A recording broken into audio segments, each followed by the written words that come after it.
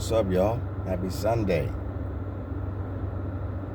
Sunday. S-U-N day. It's usually hottest on Sundays. And the planet is the most vibrant on Sundays. The energy is very high. You can feel it. Whether you go to church, whether you're going to a game, you know, like if you coach or if you're a kid that's participating in a game, whatever events you're going out as a family to a restaurant in the afternoon, it's a vibrant feeling on a Sunday. So be one with that energy. I'm not saying worship and idolize something, you know, or the sun, but you got to remember, without this sun that a lot of y'all have been complaining about, we wouldn't even be here. We know how it gets, and when it gets cold and there's no sun and there's snow. Shoot. Hey, I'm here in Texas. I had to deal with that Texas freeze. I was in the Texas freeze. I had to drive in the Texas freeze. That mug was, compared to a lot of other states, they're like, you guys are wimps. We get way worse than that. But just know, there was not the proper preparations from, you know, the powers that be here in Texas to prepare for a snowstorm to just snow all over Texas alone. Just all of Texas. So, everything died when it got cold. Plants died. People died. All kind of stuff was going on. There was no life when it was cold. But when the sun is out, there is life. So remember that. Stop hating on the sun. The sun, if you're one with the sun, it will charge you and not burn you. You know, I'm sunburned already, so it don't affect me. Sunscreen. I am the sunscreen. All right. Anyways, real quick, salute to the boxing world.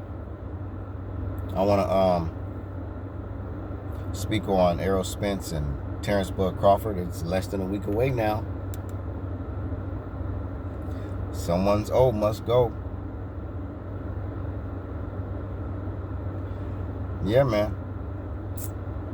I favor Bud Crawford. I think Bud Crawford is going to have a little more superior skills. They both have superior skills. But I think Bud Crawford, his skills are going to pay the bills Saturday night, July 29th. And Errol Spence, he's just going to have to do everything right. They both get hit. I think a lot of people like to debate on who gets hit more. They both get hit a lot. Let's just be real on that. They both get hit a lot. The only difference is Errol is more flat-footed. Bud is usually, he's on his toes. He can change angles. He can hit he got power in both hands. You know, he hasn't fought. Errol Spence has not fought somebody like Bud Crawford. And Bud, you know, and I can say that Bud has fought someone like Errol, because really, let's be real here. Who was the biggest dog in the welterweight division? Who was the one that a lot of guys were avoiding because he was just such a dog? It was Porter. Porter was the pit bull, the real pit bull of the welterweight division. And he even proved that against Errol Spence, because Errol Spence, he had that man and struggling every round. And that was a controversial win, despite that 11th round late knockdown. But overall, I thought Porter won way more rounds. I thought he was the more aggressive, the more busier fighter, and the more sharper fighter. I mean, if you looked at Porter's face compared to Errol's face, I mean, you would have thought it was a different story if you didn't know who won the fight. You probably would have thought Porter would have won it. But anyway, you didn't see that. Bud barely had a mark on his face from Porter. People keep trying to make excuses and say, oh, he didn't train good enough. He wasn't prepared. Okay. It's funny how people can say Porter wasn't prepared when Bud was, because they were really truly friends, he was avoiding trying to get in the ring with him, not because he was scared of Porter. He was already confident that he could beat him if he had to fight him, but at the same time, he had no interest in Porter. He had all interest in Errol Spence. Errol Spence was the big fish. So it's funny how Porter was calling out Bud. I mean, Porter was on his little sweepstakes. His Bud Crawford sweepstakes. Y'all be playing dumb. Go back and look and go through the wormhole and go back and check it out. Y'all be playing real dumb. Y'all got amnesia. You got short memories. So everybody making all these thousand excuses, saying that Porter didn't make preparation. I thought that was the best Porter I saw.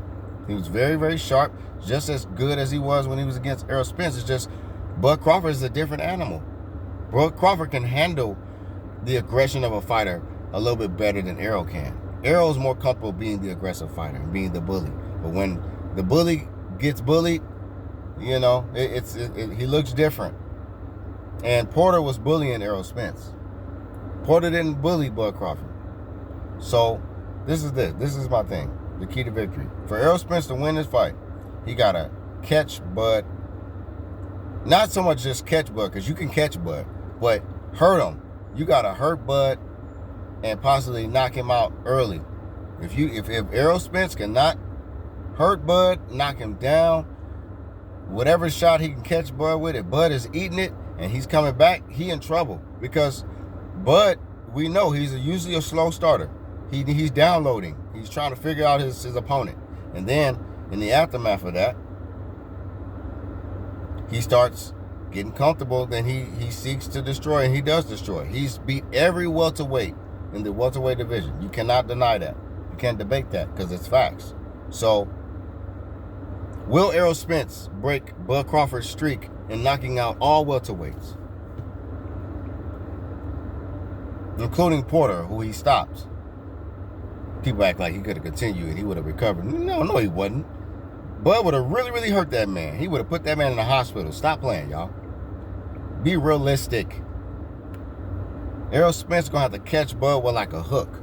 He's going to have to catch him like tight in, close. That Bud don't expect, because I'm telling you like this. Bud is more sharper, and Bud is faster, and he has more power than Errol Spence. Believe it or not, even though Errol Spence is the bigger guy, that don't mean that he's the bigger puncher in this fight. All real boxing experts know Bud Crawford is the bigger puncher. It's just like they know that Errol Spence is more aggressive, more tougher, more.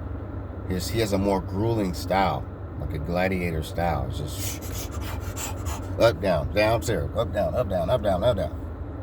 Whatever you got to do to get you. But Bud is a little more shiftier, and he can get you to come in, and then you open. So you better be careful, Errol. Don't lunge. Don't think that Derrick James's game plan for you, sir, is going to just be the all-be-all, just because it's been working up to now. Add some tweaks a little bit, sir, because you've been off for a little while. And I'll tell you like this, Bud ain't going to come in there playing with him. I think Bud going to really try to knock him out to where Errol ain't going to be considering a rematch. He's going to be considering retirement. If he ain't truthful, they call him the truth, you better be okay. Because look, let's be real, and I'm going to leave y'all alone. Bud and Errol are two different types of fighters in the world. Errol is an industry boxer. He's an industry boxer. He's tied to a lot of rappers, tied to Jerry Jones. He's like the prodigal son of boxing. He's like the LeBron James of boxing. The only difference between him and LeBron James is Errol gets in a whole lot of trouble outside of the ring, or something's always happening with Errol outside the ring. LeBron James, you don't hear about hardly anything about him outside of the ring, except for conspiracy theories. Bud Crawford is like a hero, like a hood hero. This man came from Omaha, Nebraska. The most I knew about Omaha, Nebraska, I'm going to be real with you, the Nebraska Cornhuskers and Belly. I don't like that shit. About to drop a dime on that nigga. I mean, that's the only thing I knew about Nebraska. DMX and Nas, and they was out there selling their little drugs out in Nebraska, Omaha. And niggas had the perms and shit. Come on, man. So, Bud Crawford, he just brought the whole world's eyes to more of Nebraska, and everybody took more of a liking to his story because he came from nothing, been through a whole lot of storms. So, they both been through some things now. But at the same time, because I know people want to argue, but Errol got in an accident. You know? What you mean? He almost died. Yeah, Bud almost died too. He got shot in the head. Stop playing. But anyway, Bud has a lot more to fight for. He's not playing with Errol. So Errol's been playing all these games with him, especially contract debate games leading up to this. So you think Bud forgot about that? So Errol, you can have your arrogance and your confidence in yourself, but you better bring your A game. Because if you don't bring your A game, Bud is stopping you. But I already predict Bud to stop him anyway. Before 10 rounds, Bud Crawford will stop Errol Spence. But I wish Errol Spence the best of luck. If he wins, I'll stand corrected. But